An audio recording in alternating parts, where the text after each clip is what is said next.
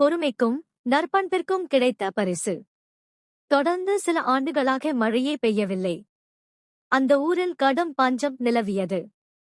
மக்கள் பசியால் வாடினர். நல்ல உள்ளம் படைத்த செல்வந்தர் ஒருவரிடம் அந்த ஊர் மக்கள் சென்றனர். ஐயா, பெரியவர்களாகிய நாங்கள் எப்படியோ பசியை பொறுத்துக் கொள்கிறோம். சிறுவர் சிறுமியர்கள் என்ன செய்வர்? இந்த நிலையில் நீங்கள் கட்டாயம் உதவி செய்ய வேண்டும் என்று வேண்டினர். இளகிய உள்ளம் படைத்திருந்த அவர், இந்த ஊரில் குழந்தைகள் யாரும் பசியால் வாட வேண்டாம். ஆளுக்கொரு மோதகம் கிடைக்குமாறு செய்கிறேன். என் வீட்டுக்கு வந்து மோதகத்தை எடுத்துச் செல்லச் சொல்லுங்கள் என்றார். மாளிகை திரும்பிய அவர் தன் வேலைக்காரனை அழைத்தார்.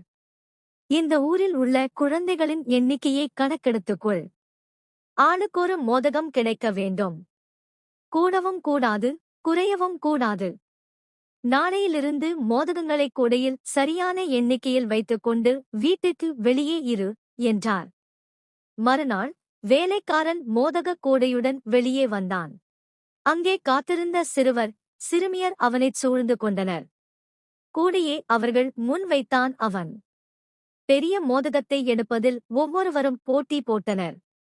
ஆனால் ஒரே ஒரு சிறுமி மட்டும் அமைதியாக இருந்தாள்.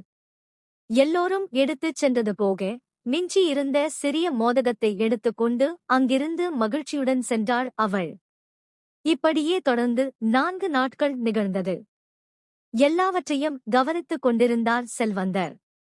5ஆம் நாளும் அப்படியே நடந்தது.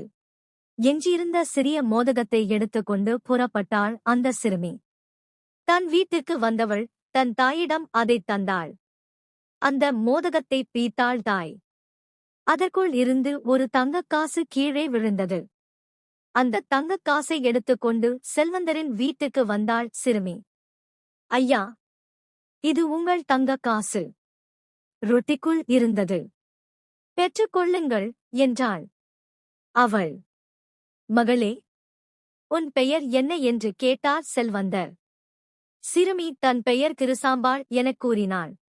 மகளே, உன் பொறுமைக்கும் நற்பண்பிற்கும் நான் அளித்த பரிசே இந்த தங்கக்காசு. மகிழ்ச்சியுடன் இதை எடுத்துக்கொண்டு வீட்டிற்குச் செல் என்றார் செல்வர. துள்ளிக் குதித்தபடி ஓடி வந்த அவள் நடந்ததை தன் தாயிடம் சொன்னாள். எனவே நாமும் பொறுமையாகவும் நேர்மையாகவும் இருந்தால் பெரியோர்களின் பரிசில்களை பெறலாம்.